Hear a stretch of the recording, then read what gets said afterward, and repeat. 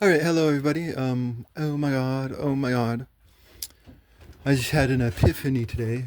Um, but like we watch all these stories, right? And we see these characters getting put into these most awful situations. But we admire these characters when they, make the best of it, right? Um, and we see these characters going through suffering, right? But they overcome that suffering and come to the other side of it, and they are we that boom, that's the music plays, and we know where our hearts are glowing, you know um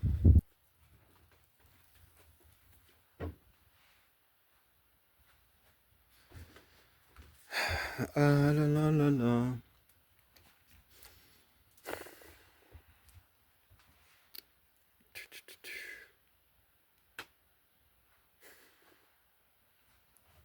But I mean, obviously that's not like the experience nowadays. There's just so much hopelessness out there. There's despair. uh and I think that the the root cause of all this is this disease within the psyche of modern man, or the soul. And it's really this disease of messianism, of being the hero.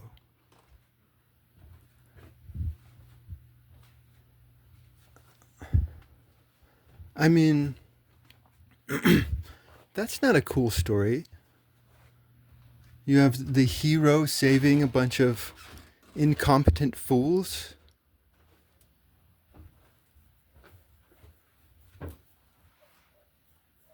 That's a pathetic story. I mean, a good relationship is two whole people who do not need each other but want each other. That is the only true relationship. If you're a man who needs a woman, then you're lacking, and vice versa.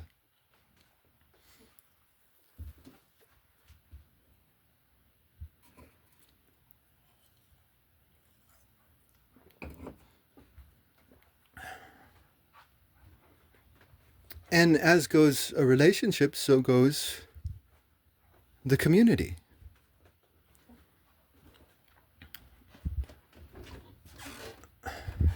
The story is not the hero coming down to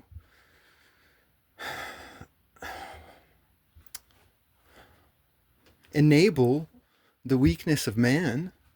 The story is about a community fighting for each other.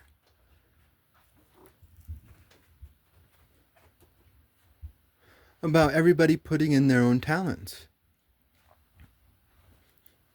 The story is about a family fighting for each other.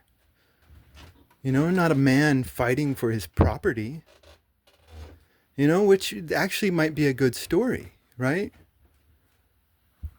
If he's actually fighting for his tools and his car, for things that don't whine and actually hate them.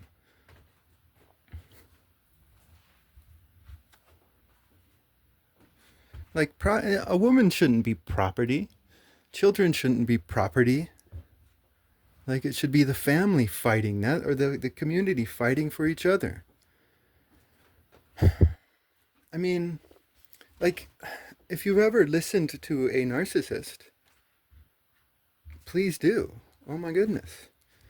Like, the narcissist is always trying to save the world, right? They've got the heroes myth within their head. You know, and if we only listen to their brilliance,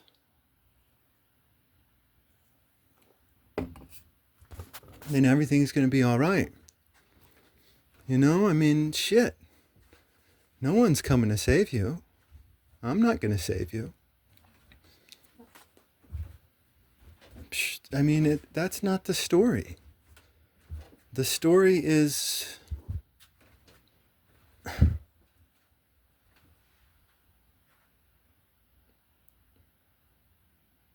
you know, a free people who are fighting for each other. You know, a family that loves one another, who's fighting for each other. I mean, where's the female rage? That our children are being poisoned, you know? Like, damn.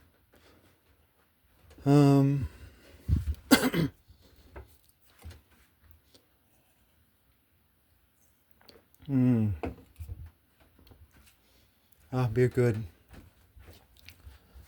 Let's see. I already knew all this though. What was my epiphany? My epiphany was,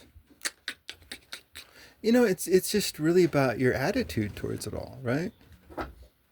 I mean, if you're put into a horrible situation, you can give in to hopelessness or try to make the best of it, like the stories that we like.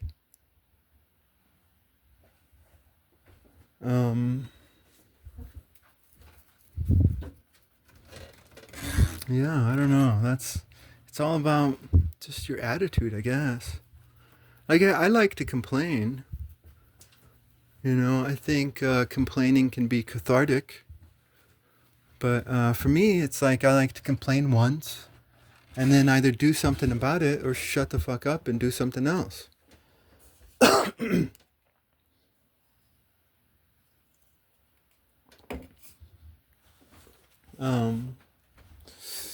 Yeah, I don't know. All I know is, yeah,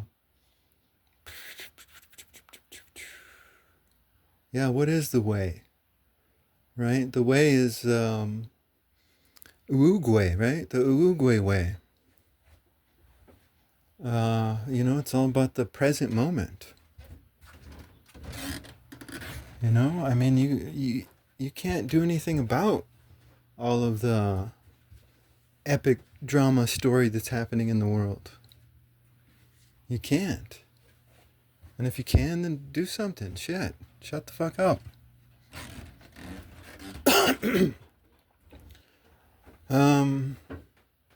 But I mean, if tyranny takes over, then it's not going to be the grand epic story that's, you know, has the boot on the back of your neck.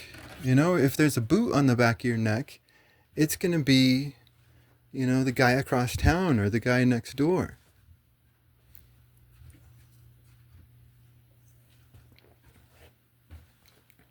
You know, I mean, if tragedy happens, then we can either act like devils or we can act like angels.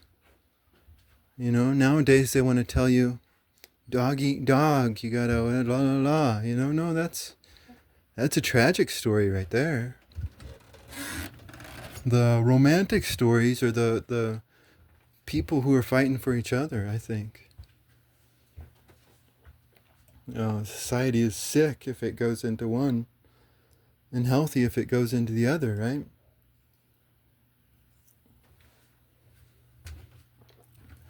But I don't know. Yeah, no, it's all about that present moment. Just do whatever you can do. Shit.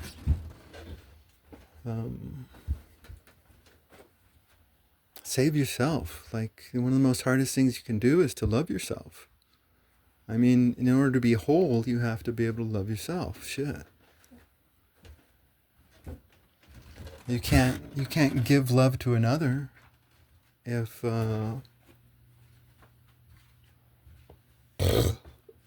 you have no love within. And I think it's about innocence. You know, if you haven't done anything wrong, then embrace your innocence. There's this insidious, toxic voice of guilt within us all. You have to just rid yourself of that voice. I mean, if you've done something wrong, then feel guilty for it. I'm not a moral relativist. But guilt is like a spur that should spur you in the right direction. And guilt is about positive change. Nasty medicine for positive change. And if you don't see any positive change, then it's toxic guilt.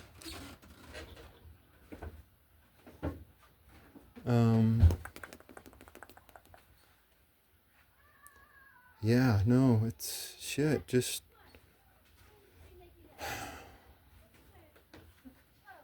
go grab a beer or go grab a hookah and, chill with your family and friends.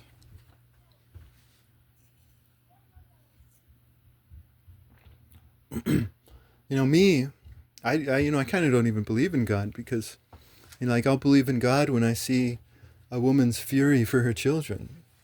But I do believe in the halls of Valhalla, right? I truly do believe in the halls of Valhalla. Because if you die on a battlefield and you were brave on that battlefield, then it doesn't matter if you won or lost that battle. You will be cheered in the halls of Valhalla. Bravery itself is victory. Love is victory. Because, think about this. Right, nowadays, there's all these visions and audios coming into our eyes and ears that are trying to tell us that wickedness is strength, right? And we should pity the virtuous, right? But the man with money is surrounded by parasites.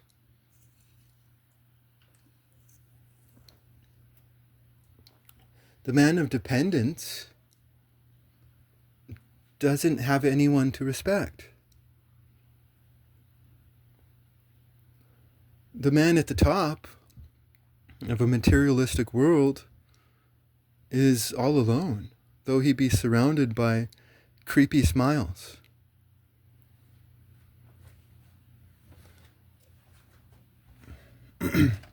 If you have love in your heart for another and they betray you, you're victorious and they are the loser. It's not the other way around. But we pity love, right? You might not have any friends, but if you have love in your heart, you're victorious. And we're living in a very lonely age.